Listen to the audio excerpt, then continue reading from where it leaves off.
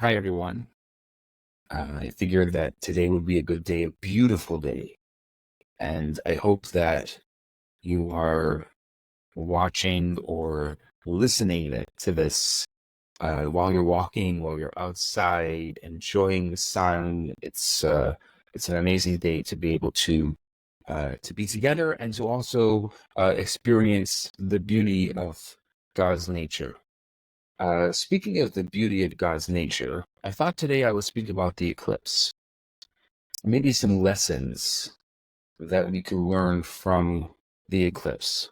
So tomorrow afternoon, we're going to be experiencing a rare solar eclipse.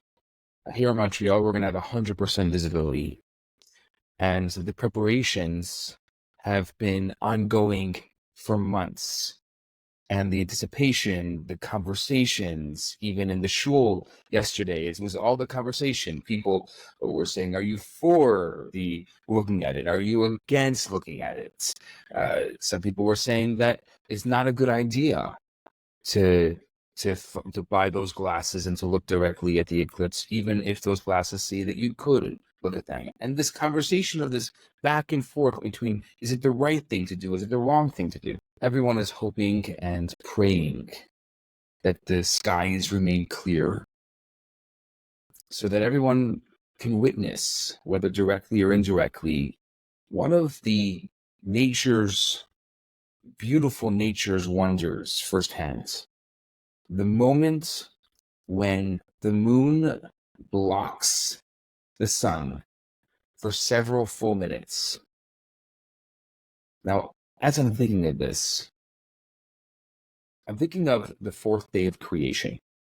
The Torah says that God made two luminaries, the greater luminary to govern the day and the lesser luminary to govern the night and also the stars. Now, it seems funny, almost, I would say, contradictory. Initially, it says that God made two luminaries, and then immediately afterwards, it calls on one, the greater luminary, and the other, the lesser luminary. Rashi, the foremost biblical commentator, tries to resolve this contradiction.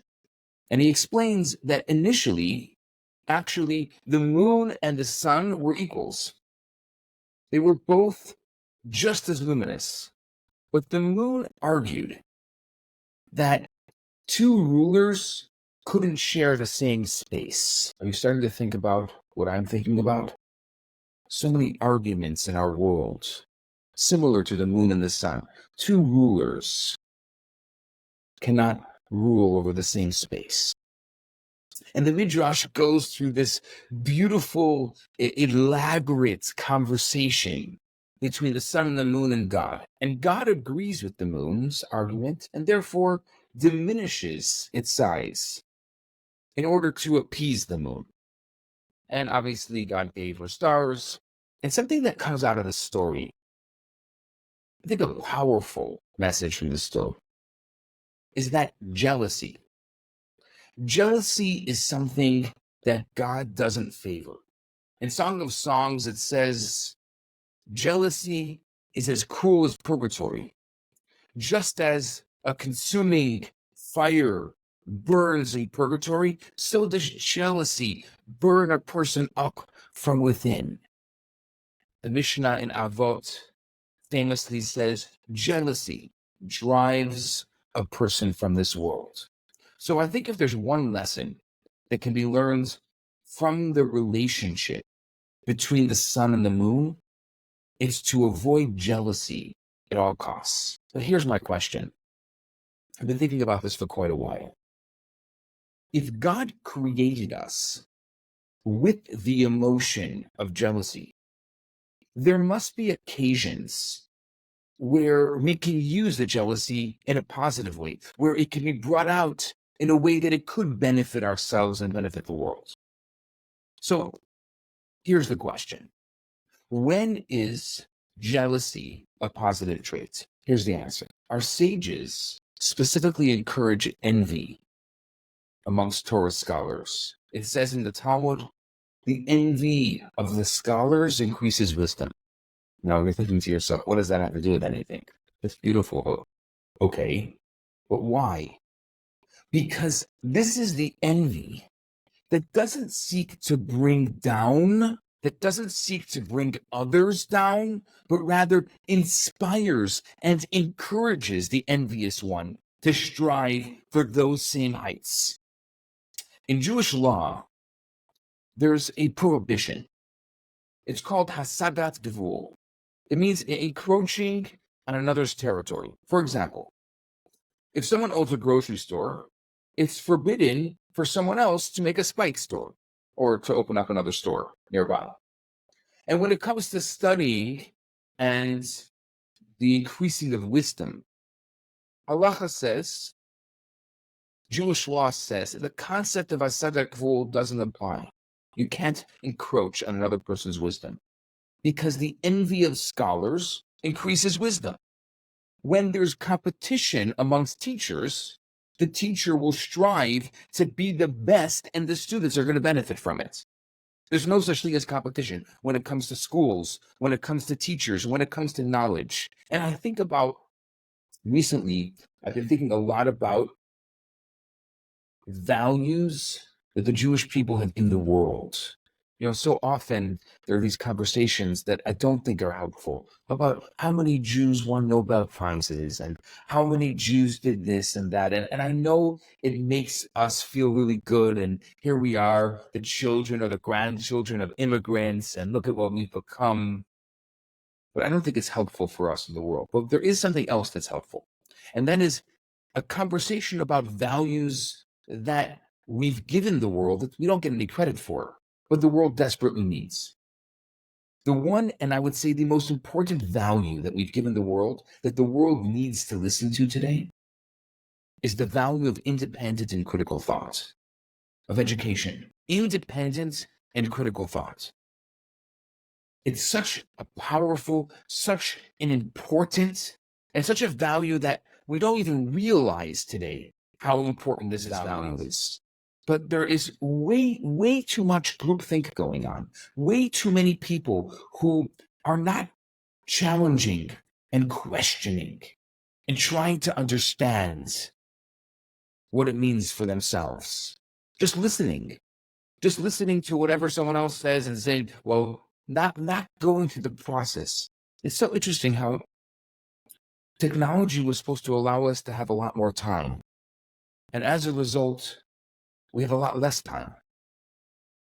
But we're supposed to have more time to be able to challenge, to be able to have independent critical thought. That's my one wish for the world today. And many other wishes, a wish for peace, a wish for other things, but really a wish for the individual, for you and I, to challenge, to have. And we, as a Jewish people, this has been, Passover is coming. This is the story of our people. Let's go back to this idea of the envy of the scholars. Increases wisdom. In Montreal, in the 50s, there was a rabbi, Kaufman, and he wanted to open up a yeshiva in the city here. And at one point, he actually approached the Rebbe with concerns about his plan. He thought that maybe it would compete. There was already a yeshiva that was open, and he thought that maybe it would compete with the yeshiva that was already open, and it wouldn't be good. And he asked, won't this interfere with the Chabad yeshiva that was already open on Westerly? And the Rebbe replied that there's a clear law in the Code of Jewish Law that permits opening a school, a Talmud Torah, next to an existing yeshiva, next to an existing Torah school. And this doesn't constitute encroaching on one's territory because the Rebbe used the Hebrew words Yadil Torah v'Yadir. It's going to increase the Torah and its honor. This final line is cited by Maimonides. Yadil Torah v'Yadir. It will increase the Torah and its honor. In the laws of Torah study, Maimonides writes that if someone teaches children and the colleague comes and opens another school next to that person's school, so that more children will come to him, he cannot prevent him. Why? Maimonides says, Yagdil Torah v'yadir. It's going to increase the Torah and its honor. And here, I think Maimonides takes a step forward, stating not only that competition is permissible in Torah study, because the envy of the scholars increases wisdom, but it's a mitzvah. In this case, when it comes to education, when it comes to knowledge, competition is a mitzvah. And this idea, this verse comes from the prophet Isaiah, who said that it's our obligation to increase the honor of the Torah.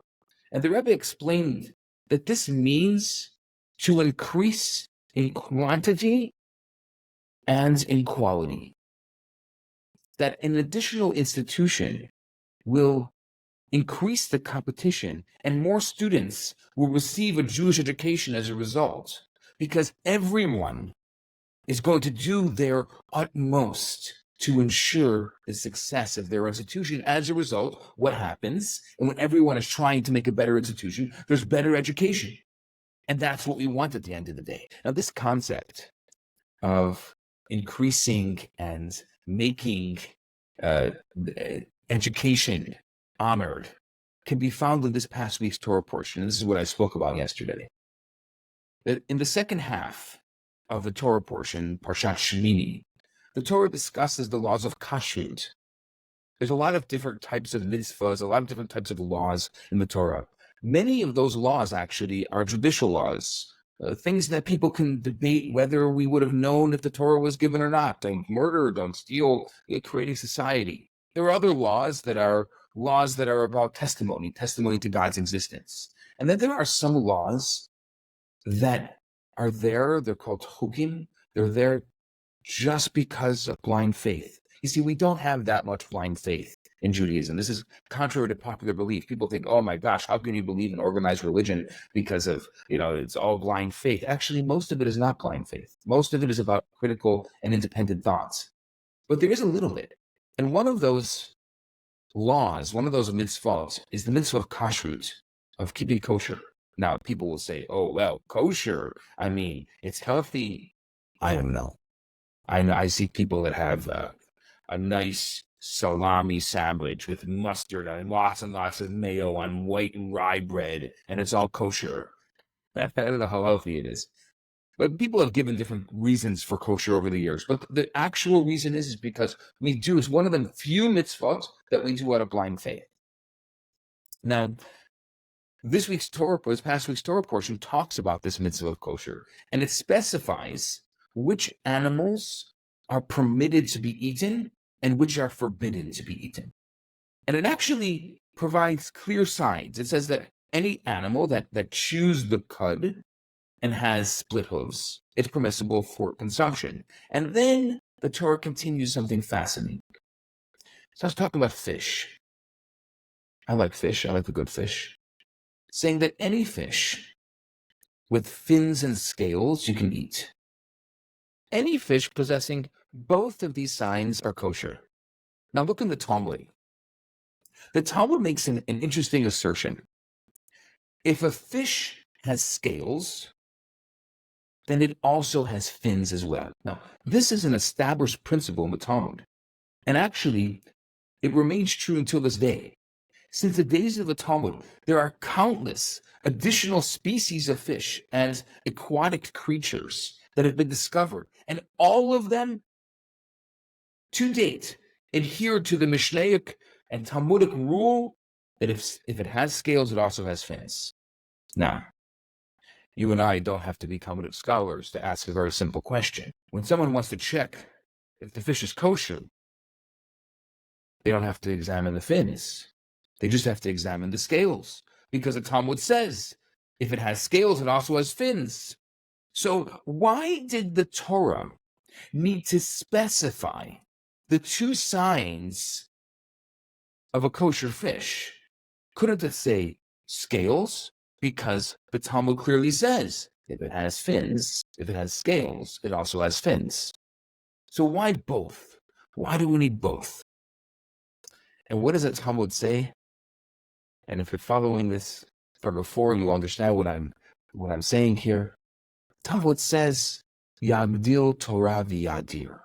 It's true that to determine if a fish is kosher, it's enough to know that it has scales. But the Torah wants to convey to us the full scope of the idea and doesn't just want to tell us signs of kosher, which are evidence that the fish is kosher, but it wants to teach us what makes the fish kosher.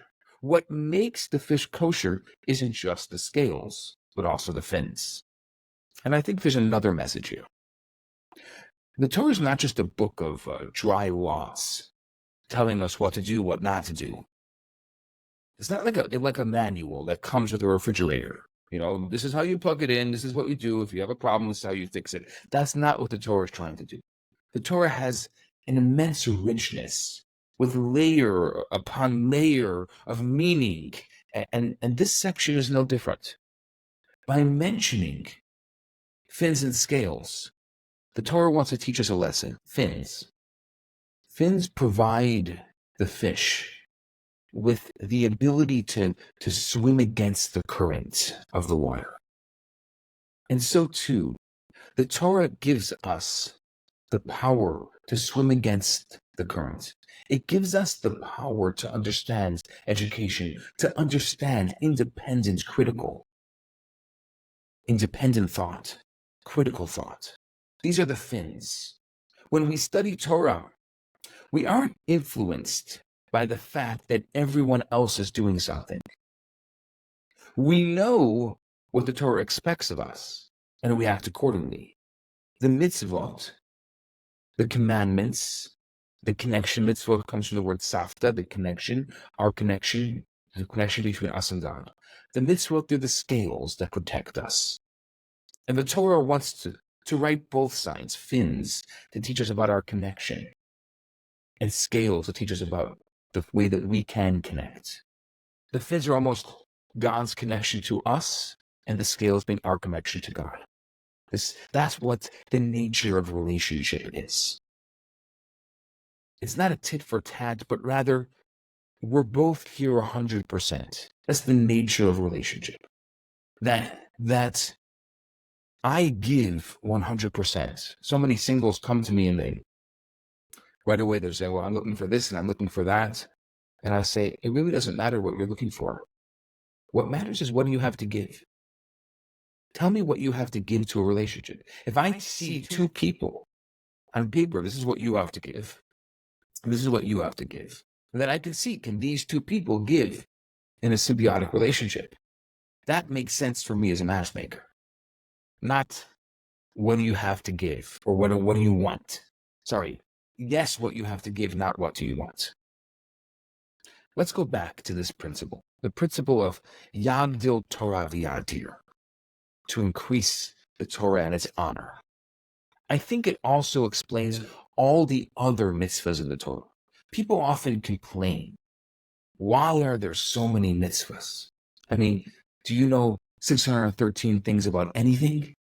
Why so much? Why couldn't we just remain with the 10 commandments? After all, belief in God, not bowing down to other idols. These are all very simple things. Honoring your parents is agreeable, not stealing, no murder. This is all straightforward. Do not covet. Okay, it's a little bit harder to grasp, but it's still understandable. The only thing which we wouldn't have chosen on our own, probably of the 10, is Shabbat.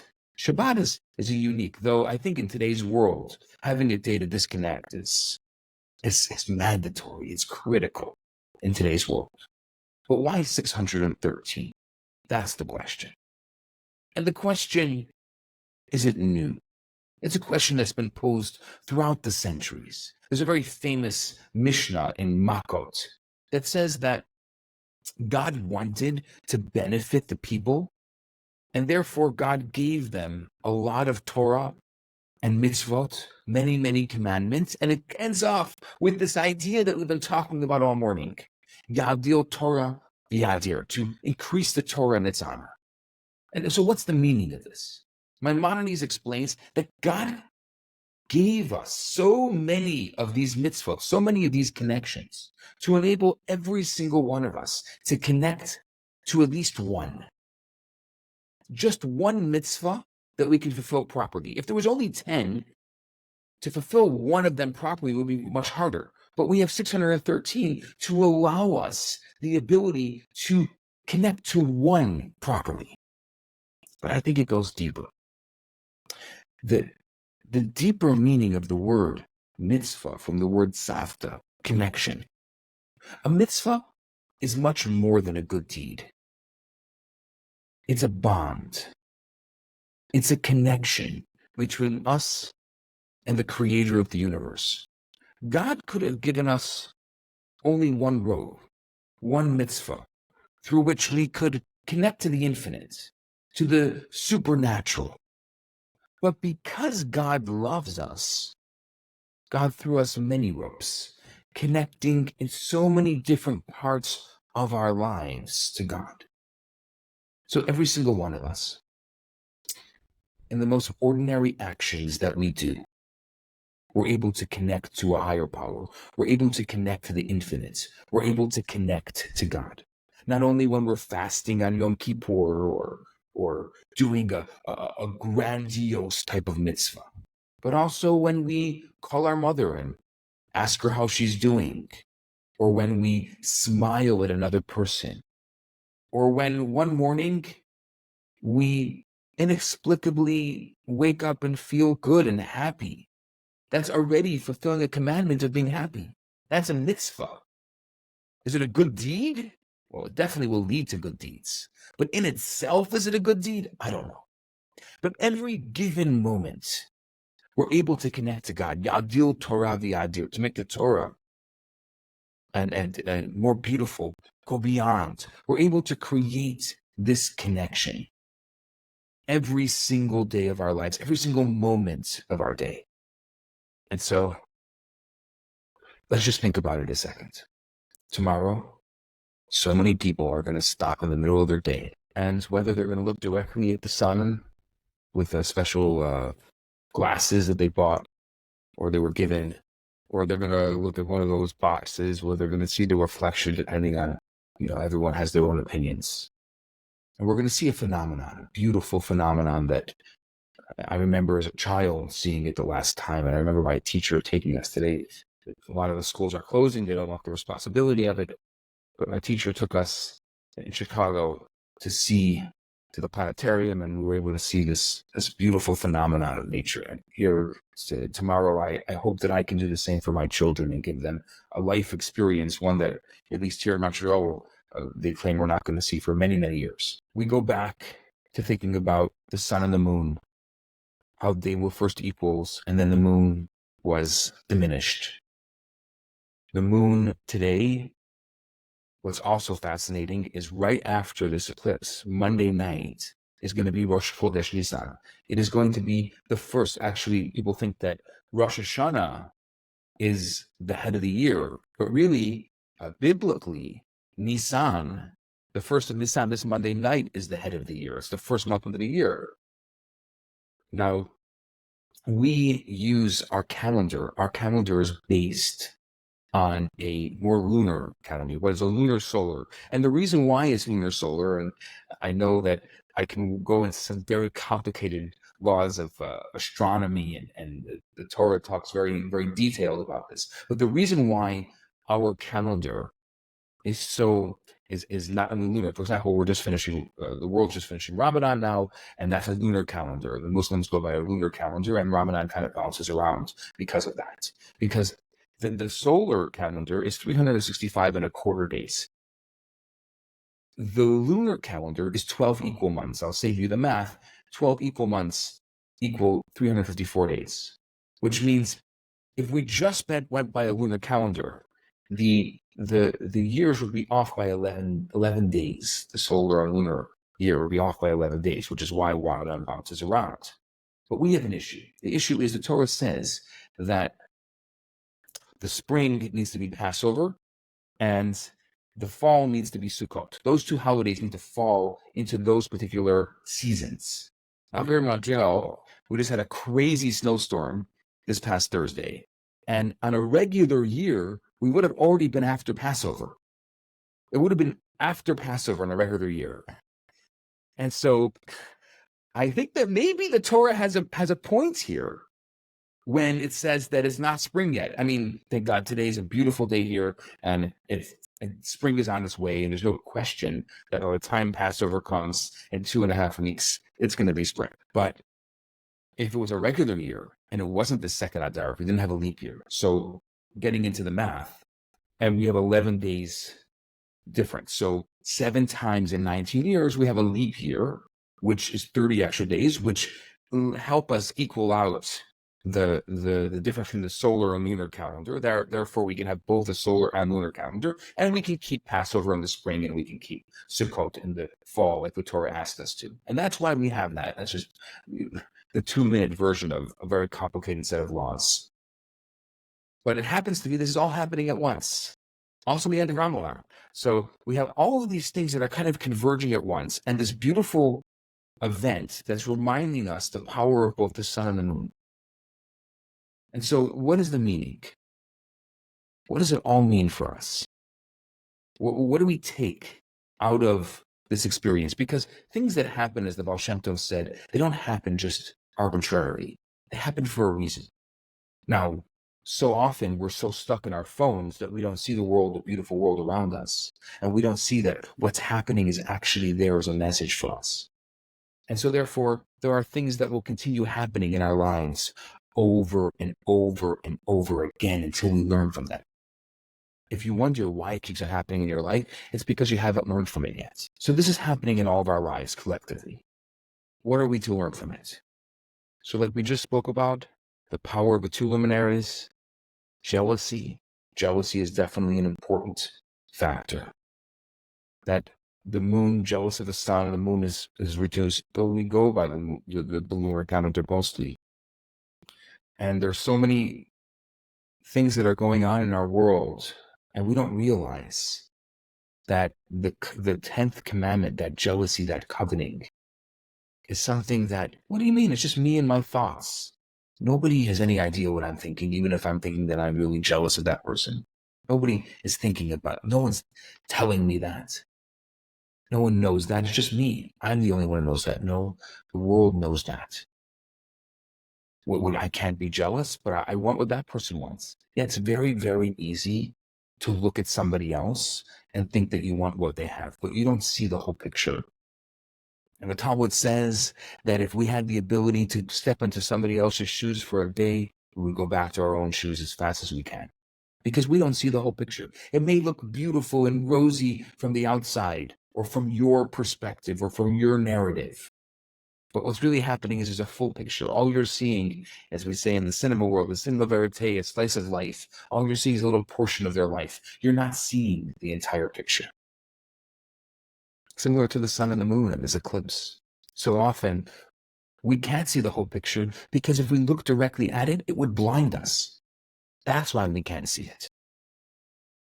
And so, as we experience this and as we experience life, our job is to take a look at these experiences and say, what can I learn from it? How can I be a better person?